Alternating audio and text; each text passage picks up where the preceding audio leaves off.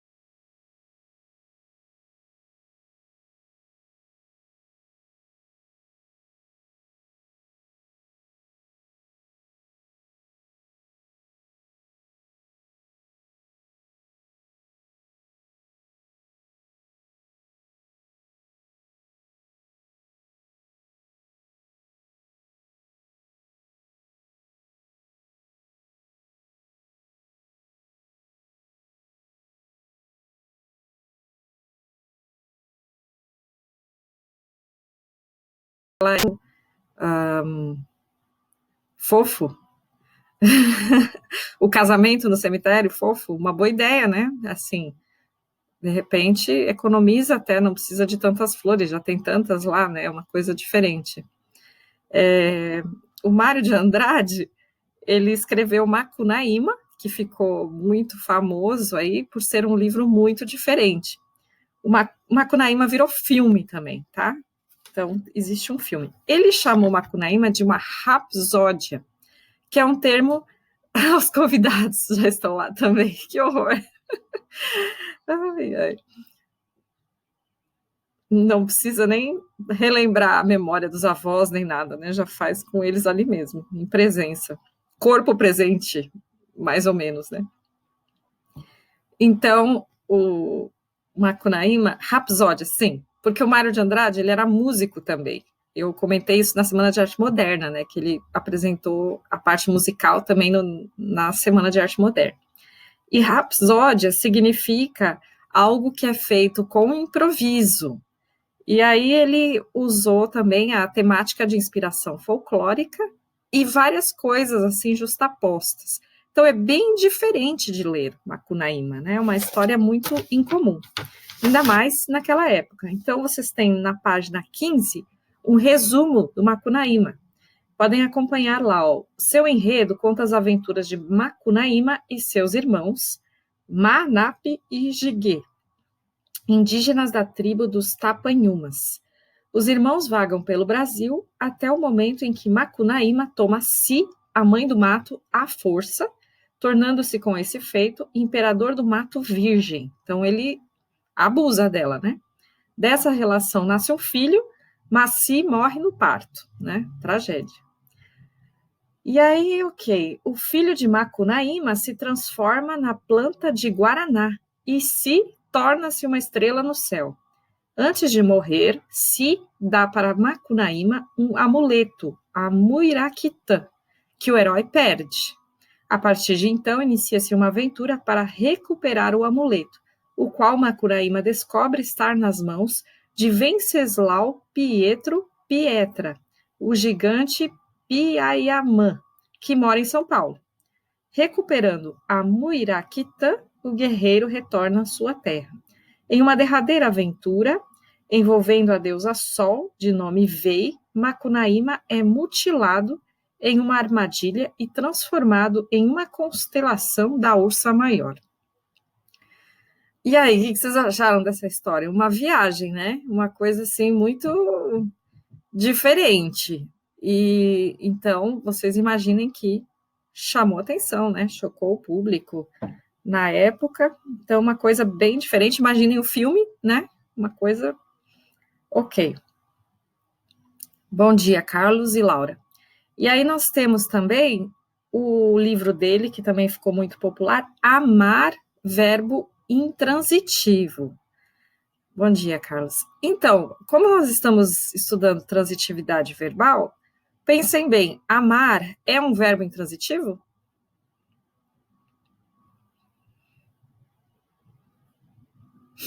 Não, né? A gente pressupõe que quem ama, ama alguém, certo? Então, não é intransitivo. O que ele quis dizer, então, com esse título?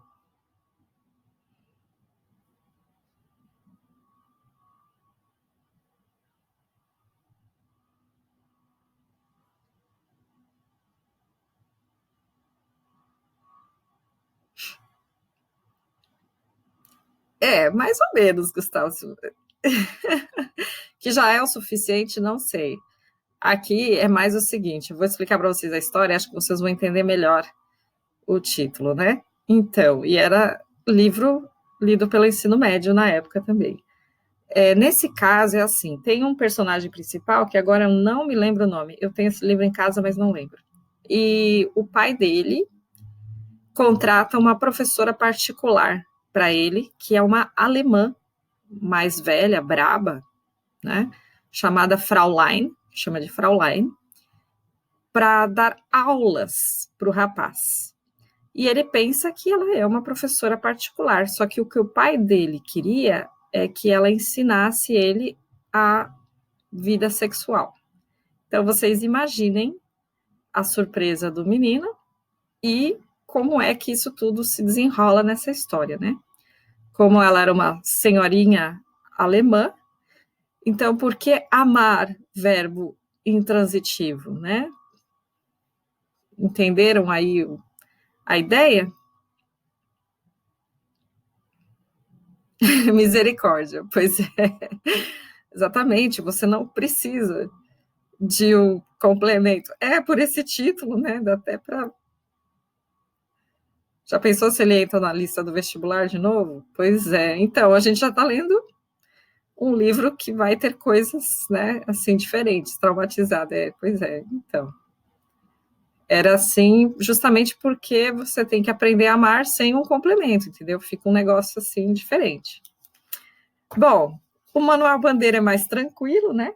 O que eu chamei a atenção para vocês ali no slide é que o Manuel Bandeira ele pegou tuberculose muito cedo Então, as poesias dele retratam essa doença e essa expectativa de que ele ia morrer logo. Sempre achava que ia morrer logo, que ia morrer logo. E em alguns poemas ele fala que não casou, não teve filhos, não terminou a faculdade, tudo porque ele achava que ia morrer muito rápido, então que ele não deveria fazer. E ele até achava que não deveria casar e ter filhos, porque seria uma desgraça, já que ele ia morrer logo. Mas ele acabou morrendo com 82 anos, se eu não me engano. Então, ele viveu muito, na verdade, né? Sempre achando que ia morrer. E os poemas dele eram assim: meu último poema, meu testamento, tudo como se ele fosse morrer. Quando ele entra na geração modernista, é que ele fica um pouco mais bem-humorado. E ele começa a rir da doença dele, fazer coisas menos sombrias. E aí é essa fase que a gente analisa aqui. Então, vamos ver na página 16 alguns poemas, tá? Para a gente perceber aí as características dessa geração. Na página 16, o poema 1 de Oswald de Andrade, Anúncio de São Paulo. Lembrando que São Paulo é aí o foco, né, dessa primeira geração. Antes da chegada, afixam nos offices de bordo um convite impresso em inglês, onde se contam maravilhas de minha cidade, sometimes called the Chicago of South America. Situada num planalto 2.700 pés acima do mar e distando 79 quilômetros do Porto de Santos. Ela é uma glória da América contemporânea. A sua sanidade é perfeita. O clima brando e se tornou notável pela beleza fora do comum da sua construção e da sua flora. A Secretaria da Agricultura fornece dados para os negócios que aí se queiram realizar. Qual é a ironia aí presente nessa poesia?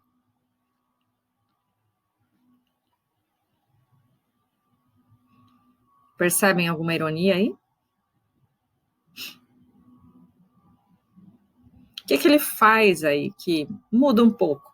Ele fala muito bem de São Paulo, vocês veem, né? Não que eles não achassem muito bem de São Paulo, eles achavam sim, muito bem de São Paulo, até pelas perspectivas que eles tinham do progresso que eles achavam que ia seguir, né? Que ia continuar aqui em São Paulo. Mas no finalzinho do poema tem uma coisa que quebra um pouco esse lado poético de São Paulo. O que vocês percebem aí?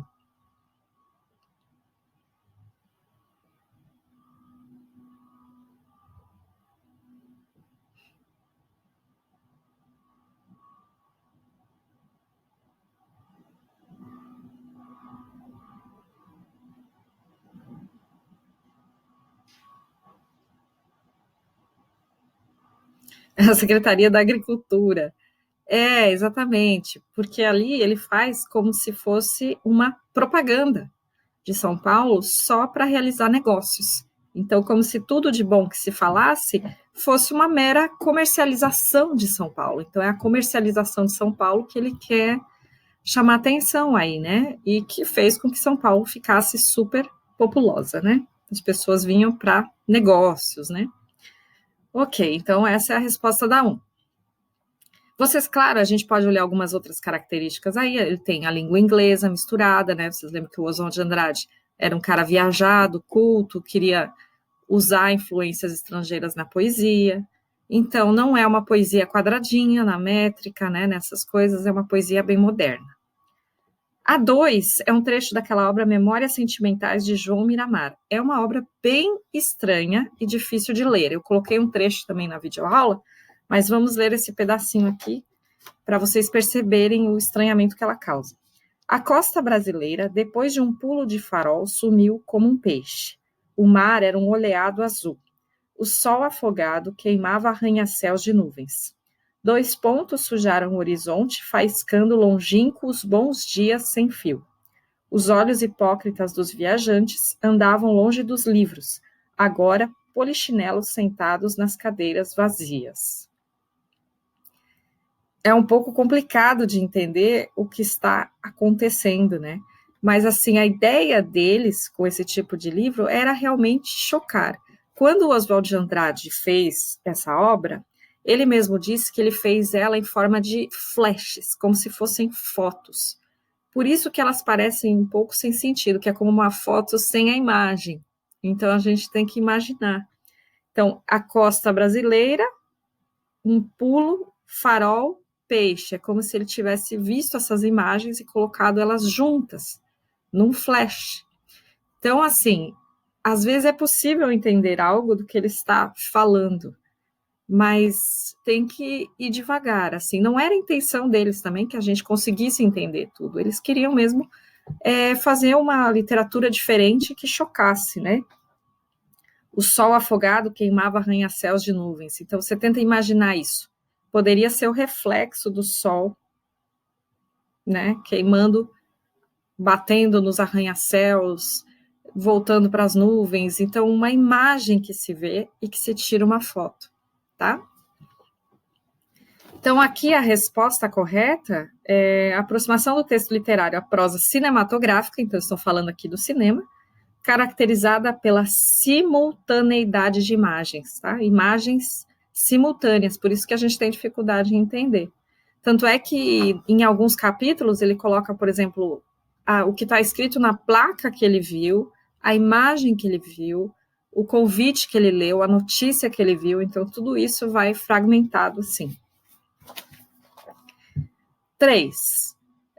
Leia o início do poema Meditação sobre o Tietê. Olha, a gente não vê muitos poemas sobre o Tietê hoje em dia. De Mário de Andrade. Água do meu Tietê, onde me queres levar? Rio que entras pela terra e que me afastas do mar. É noite e tudo é noite. Debaixo do arco admirável da ponte das bandeiras, o rio murmura num banzeiro de água pesada e oleosa. Então vamos lá, o que vocês acham que poderia dizer que esse poema é modernista? O que tem de diferente aí, que a gente poderia destacar como um poema modernista?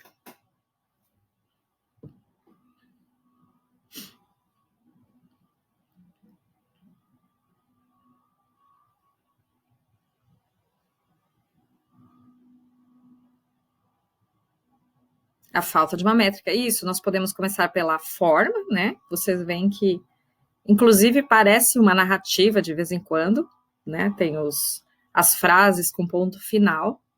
Nacional destaca uma coisa nacional, mas aí, ó, só tem que cuidar para fazer distinção do que era o romantismo, né? Que o romantismo também foi muito nacionalista. Aqui, então, se você vai dizer que ele é nacional, você tem que colocar o foco em São Paulo, que é o berço aí da Semana de Arte Moderna, né? O Rio de São Paulo, e essa questão de ter uma diferença na escrita, e tem mais um detalhe aí nessa colocação de olhando assim para a forma dele. Vocês percebem mais alguma coisa?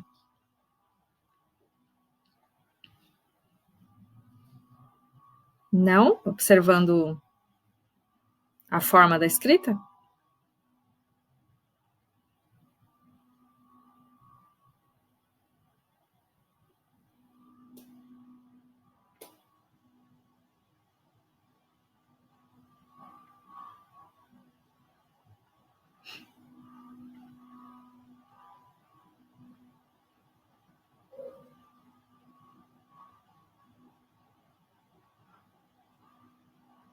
Usa o Rio como propaganda de São Paulo?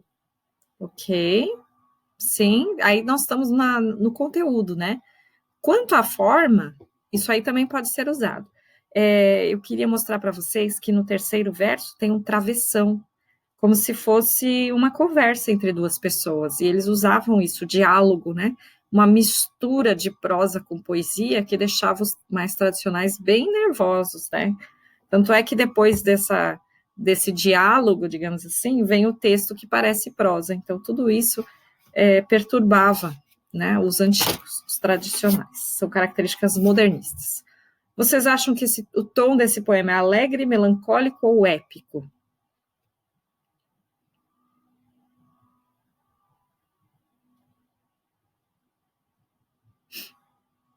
Melancólico, muito bem, Gustavo. Hoje em dia está mais depressivo, né? Naquela época ainda era um ar de melancolia, né? Então, esse poema, Vou Embora para Passárgada, é muito famoso do Manuel Bandeira. Então, eu vou ler aqui para vocês podem ir digitando dúvidas. Nós vamos analisar alguns aspectos da obra dele aqui, tá? Vou-me embora para Passárgada. Vou-me embora para Passárgada, lá sou amigo do rei. Lá tenho a mulher que eu quero, na cama que escolherei. Vou-me embora para Passárgada, vou-me embora para Passárgada. Aqui eu não sou feliz. Lá a existência é uma aventura, de tal modo inconsequente, que Joana, louca de Espanha, rainha e falsa demente, venha a ser contraparente da nora que nunca tive. E como farei ginástica, andarei de bicicleta, montarei em burro brabo, subirei no pau de sebo, tomarei banhos de mar. E quando estiver cansado, deito na beira do rio, mando chamar a mãe d'água para me contar as histórias, que no tempo de eu, menino, Rosa vinha me contar. Vou-me embora para Passárgada. Em Passárgada tem tudo, é outra civilização. Tem um processo seguro de impedir a concepção.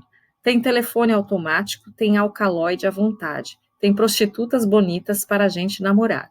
E quando eu estiver mais triste de não ter jeito, quando de noite me der vontade de me matar, lá sou amigo do rei. Terei a mulher que eu quero, na cama que escolherei. Vou embora para Passárgada. Então vamos lá. Onde é Passárgada?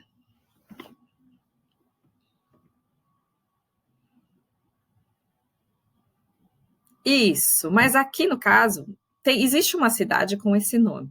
Mas quando ele usa vão embora para Passárgada, que lugar ele imagina aí?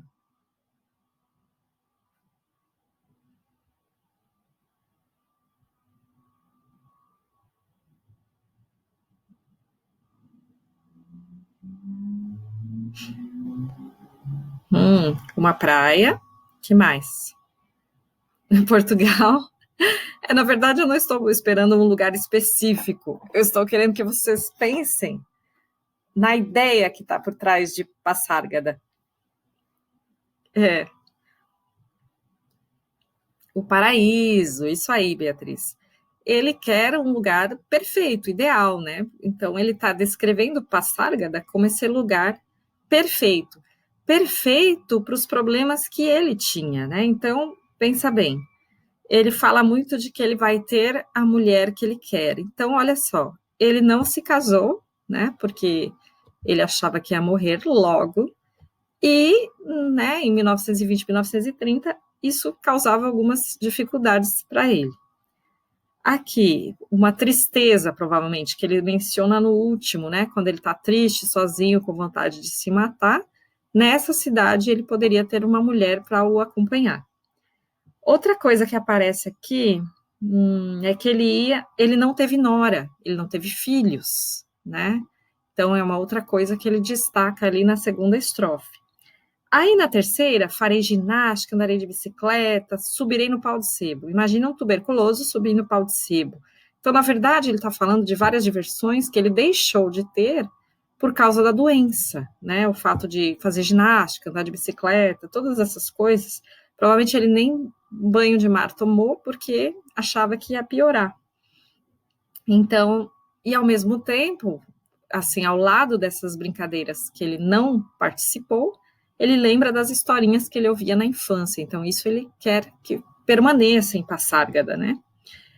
E aí, por exemplo, um processo seguro de impedir a concepção. Pensem bem, numa época, né, em que ele não conseguiu casar, não, né? Então, acho que vocês entendem aí o que está nas entrelinhas, né, de dificuldades que atrapalhavam naquela época.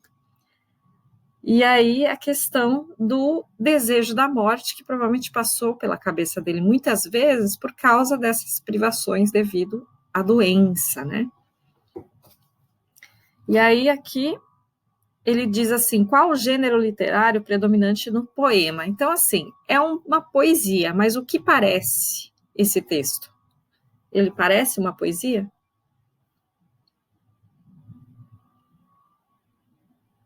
O que vocês acham? É uma mistura, né? Uma mistura de gêneros. Então, uma mistura de uma narrativa, né? Como se ele estivesse contando uma historinha, uma coisa que os modernistas fazem isso, então, na sua obra, né? Misturam os gêneros.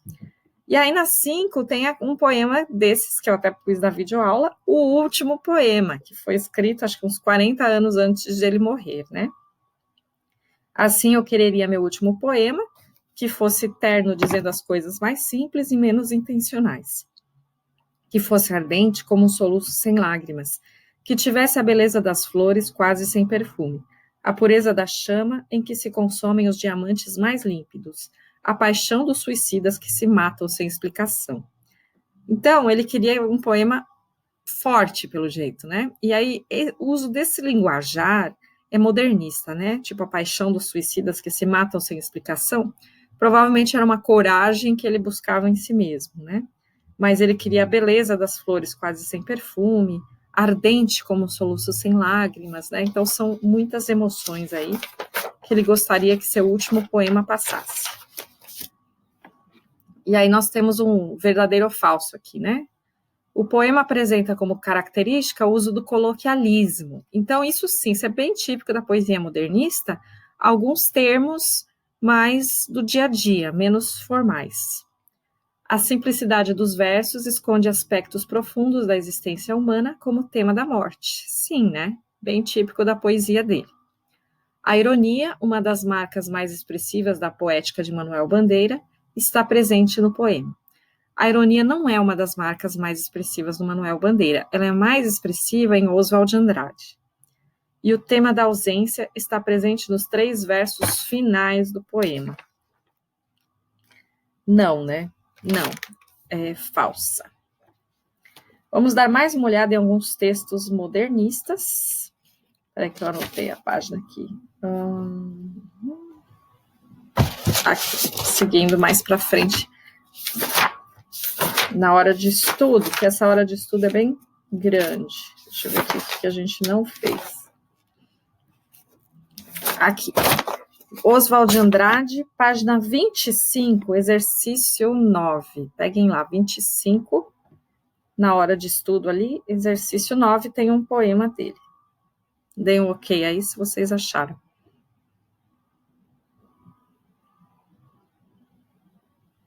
Beleza. Então, aí tem um poema que diz assim: infância, o camisolão, o jarro, o passarinho, o oceano, a visita na casa que a gente sentava no sofá. Ele faz uns poeminhas bem curtos, né? As 4 gares. Gares. O que são essas gares? Gares. Você sabe o que é? Uma garé? Gares.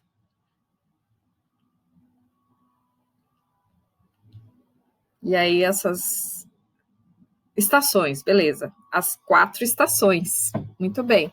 Só que aí são estações de trem, né? Como se fossem passagens da vida. Então, o camisolão, o jarro, o passarinho e o oceano. 4 fases. Então, vamos lá. O que vocês acham dessa frase? A visita na casa que a gente sentava no sofá. Gramaticalmente correta?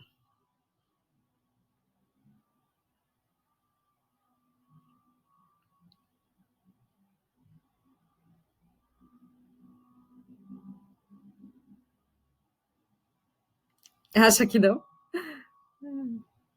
Não. Vocês saberiam corrigir?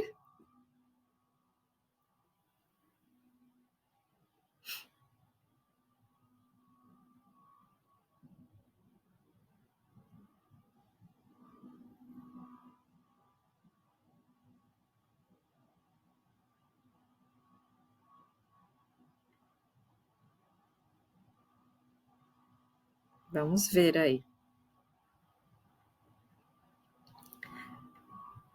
A visita na casa a qual a gente sentava no sofá. Faltou uma letrinha aí. Pensem no verbo, né? Sentar. Eu sento algo ou sento em alguma coisa, em algum lugar. Então tá faltando esse em aí. Isso, então mas esse em teria que estar a visita na casa na qual, em que, né, a gente sentava no sofá. E outra coisa que aparece aí é a questão da informalidade, né? O que é muito informal aí? que é muito da fala? O agente, exatamente. Então, essa combinação de coisas revela aí essa forma do Oswald de Andrade de querer ser mais popular nesse sentido, né? De explorar a linguagem popular. Então, aqui nessas alternativas, vocês têm a 2 e a 3 como corretas. Embora pareça incoerente, essa estrutura tenta retratar o registro da linguagem coloquial de uma criança. Então, é como se fosse a fala de uma criança. E não é o único poema em que ele faz isso, né? E nesse poema pode ser encontrado uma das atitudes permanentes que singularizam a poesia oswaldiana, o humor, tá? Ela ressalta também a nostalgia, mas isso não é um sentimento forte do modernismo, como diz a questão número 1. A nostalgia mesmo forte era no romantismo. Aqui eles mais brincam com essas coisas do que ressaltam a nostalgia, tá? Então a resposta correta é a letra E. A 10, que é uma questão do Enem, traz um poema do Manuel Bandeira. Vamos dar uma olhada também. Namorados. E é engraçadinha essa história, para vocês verem como o Manuel Bandeira estava melhor humorado nessa fase. O rapaz chegou-se para junto da moça e disse: Antônia, ainda não me acostumei com o seu corpo, com a sua cara. A moça olhou de lado e esperou.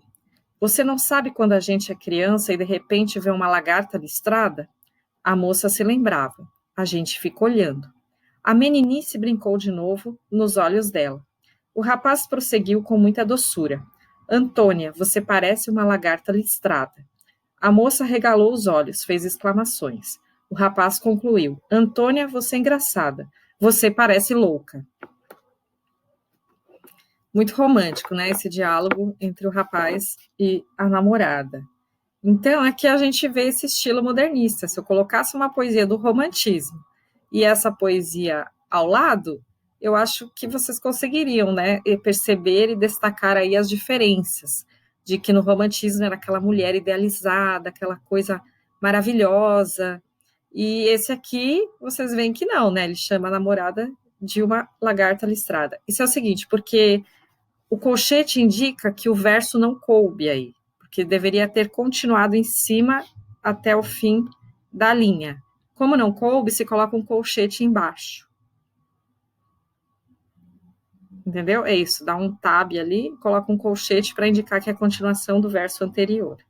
Vocês veem que na forma também, né, o que a gente poderia destacar da forma aí, né, o diálogo, justamente essa quebra, né, dos versos, então várias coisas. A alternativa da questão é a B. Eu nem estava pensando nas alternativas, estava pensando mais na análise como um todo. Na 12, outro poema do Manuel Bandeira. Tu amarás outras mulheres e tu me esquecerás. É tão cruel, mas é a vida. E no entretanto, alguma coisa em ti pertence-me. Em mim, alguma coisa és tu. O lado espiritual do nosso amor nos marcou para sempre. Ó, venha em pensamento nos meus braços, que eu te afeiçoe e acaricie. Então, de novo, o começo, ele é bem chocante se nós comparássemos com o romantismo, né? Você vai amar outras, você vai me esquecer, você vai embora. É a vida, né? Então, e aí aqui, tudo isso ele usou só para destacar que o verso livre é usado na letra E. É muito pouco para analisar no poema, entendeu? Na 13, nós temos mais um capítulo do Memórias Sentimentais de João Miramar, que é aquele texto em flashes. Então, vamos ver se vocês pegam alguma coisa desse capítulo aí. Todos os capítulos são assim curtinhos.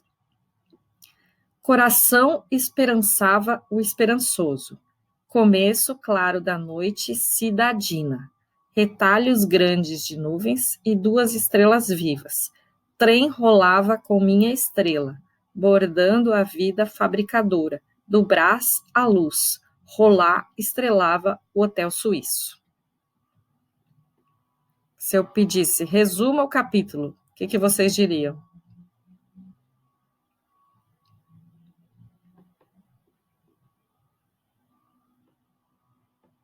Alguma tentativa de compreensão?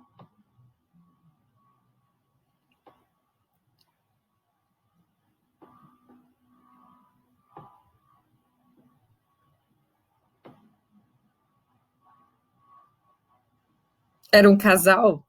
Boa pergunta. Você acha que as duas estrelas vivas podem ser um casal? Boa ideia. E o trem rolava com minha estrela?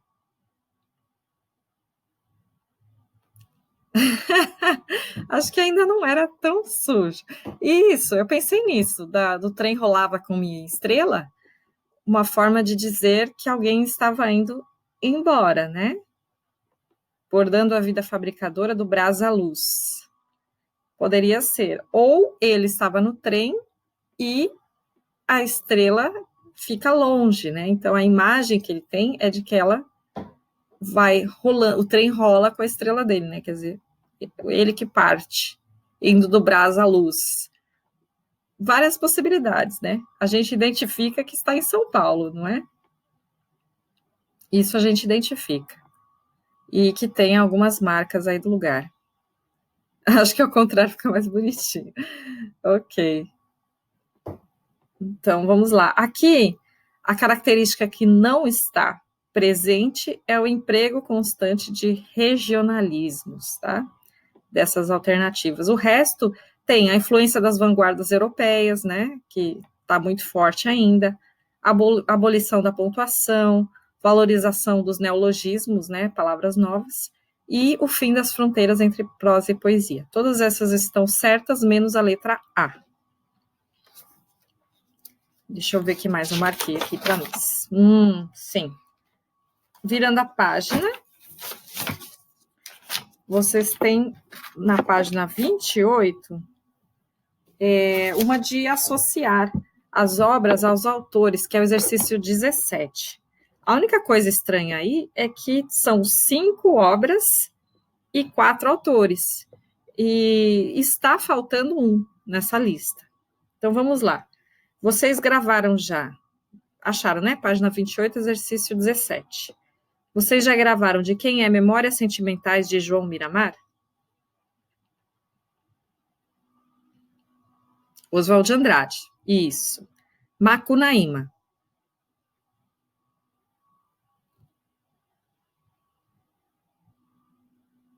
Acho que essas duas são as mais fáceis de identificar. As outras é que confunde um pouco.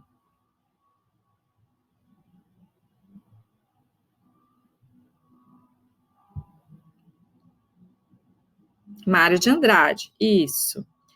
E aí nós temos Cobra Nonato, Juca Mulato e o Ritmo Dissoluto. Vocês têm alguma ideia de quem fez o quê? Cobra Nonato, vocês sabem? Não?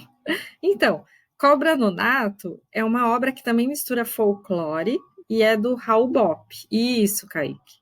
Em que ele retrata, ele faz uma mistura de lendas da Amazônia. Então, é uma obra estilo Macunaíma e é do Raul Bopp. Juca Mulato é do Menotti Delpicchia, que não está aí nas alternativas, né? Propositadamente, pelo jeito, ele foi cortado fora.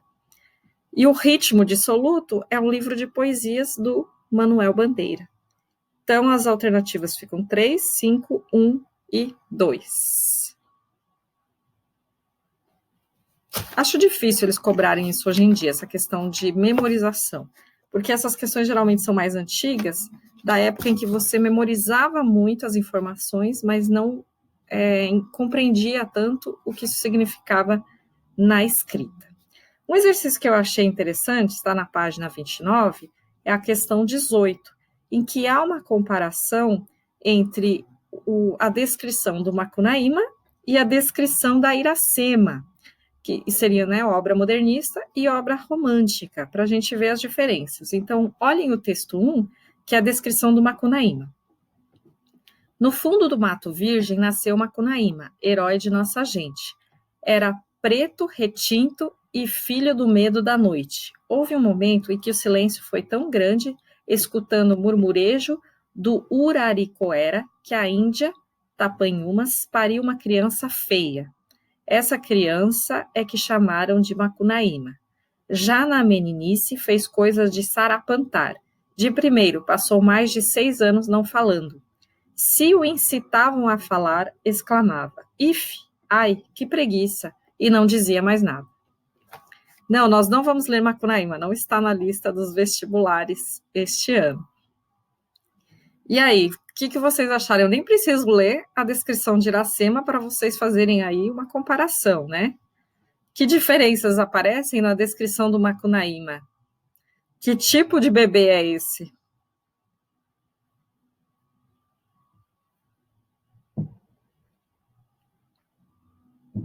Quase um anjo?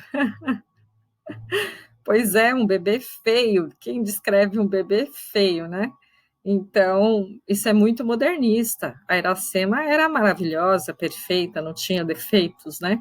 E aí esse bebê já nasce feio e não fala até os 6 anos de idade porque tem preguiça, né? Então, assim, uma coisa bem diferente de se afirmar sobre uma criança. Então, assim, o Macunaíma, ele é chamado de anti-herói, porque ele é o herói que não tem características de herói, né? Ele é totalmente o oposto do que seria um herói, como era a Iracema, digamos assim, a musa, né? Aquela protagonista maravilhosa, né? Das obras de José de Alencar.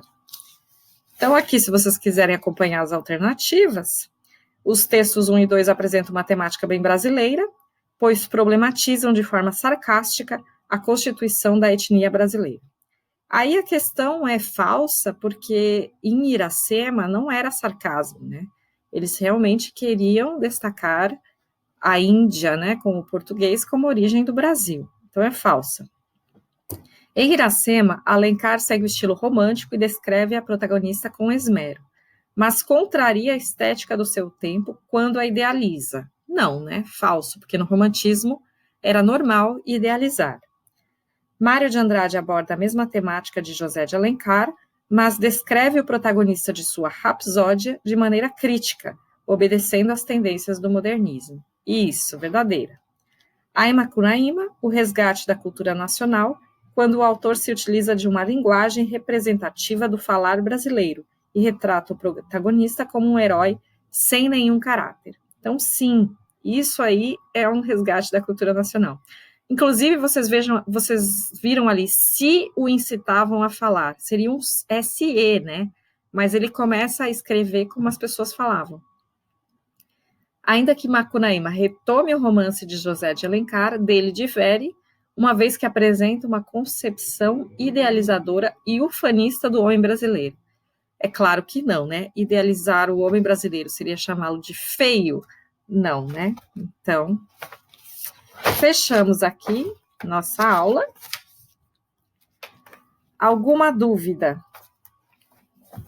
Eu já abri algumas trilhas para vocês que vão ficar abertas até a semana da prova, tá? Então, quando vocês quiserem fazer, são referentes à primeira geração do modernismo, gêneros e tipologias textuais e o verbo na sintaxe, que são os assuntos que nós estamos trabalhando nessa semana e na próxima.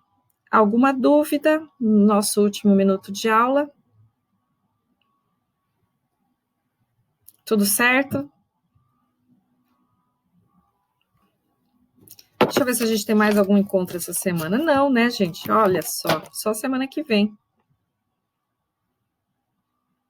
Então, não esqueçam do Ateneu, porque eu não posso lembrar mais vocês até sexta. Então, vamos lá fazer, bora fazer o Ateneu. Não deixem para a última hora. Nada, imagina. Bom dia, boa semana.